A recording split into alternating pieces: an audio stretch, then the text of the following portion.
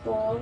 PA communication. Medyo sapid na doon din ako nag-OJT sa Law Radio Lucena. But after graduation, hiring sila, nag-apply ako and then natanggap naman. Mahirap po bang maging DJ po?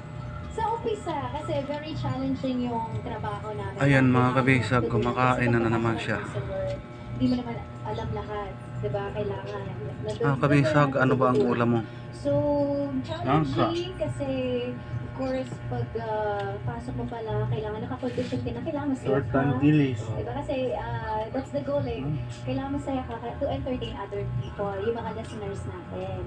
Ayan, so, at first, medyo mahirap kasi nakakakaba.